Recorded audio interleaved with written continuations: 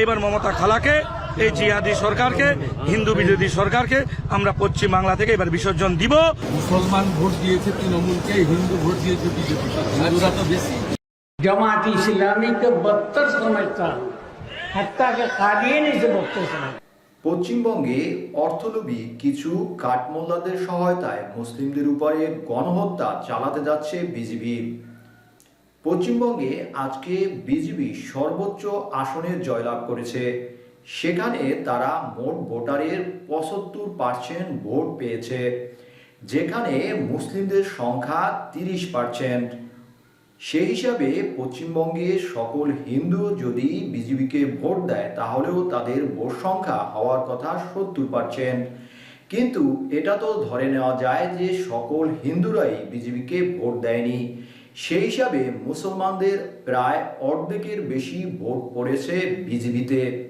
এর একটি ভয়ানক কারণ রয়েছে, সেটি হলো আপনারা দেখেছেন বাংলাদেশে গত নির্বাচনে কিছু কাঠমোল্লা ফতোয়ার পরে ফতোয়া দিয়ে একটি দলকে জিতাতে কত বড় গুরুত্বপূর্ণ ভূমিকা পালন করেছে। যদিও এই কাঠমোল্লাগুলো বর্তমানে বিভিন্ন ধর্ষণ, গুম, খুন, রাহাজানি, হত্যার বিরুদ্ধে একদম নীরব ভূমিকা পালন করছে।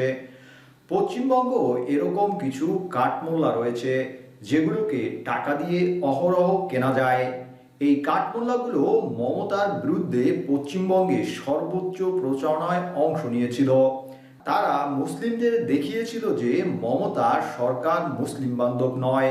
তারা মুসলিমকে প্রভাবিত করেছিল যে এই মমতার সরকার মুসলিমদের এক কথায় নির্যাতন করে এবং তাদেরকে কোনো সরকারি চাকরিতে নিয়োগ না দিয়ে তাদের উপর বরং বিজেপির চেয়েও নিকৃষ্টভাবে নির্যাতন করছে। এখন আমরা রাষ্ট্রবাদী মুসলমানগুলো এখন ভারতীয় জনতা পার্টির সাথে এসেছি। পশ্চিম বাংলাকে পরিবর্তন করার দরকার আছে। আমাদের মুসলমান ভাইদের, মুসলমানদের উন্নয়নের দরকার আছে। মুসলিমদের ভিতরে এসব আলেমদের এই বার্তাগুলো বিজেপির ভোট বাড়াতে গুরুত্বপূর্ণ ভূমিকা পালন করেছে। কিন্তু এই কাঠমোল্লাগুলো বুঝতে পারেনি যে বিজেপি পশ্চিমবঙ্গে ক্ষমতায় আসলে কতটা ভয়ানক পরিস্থিতির সৃষ্টি হতে পারে। সেই প্রমাণ আজকেই শুরু করে দিয়েছে বিজেপি।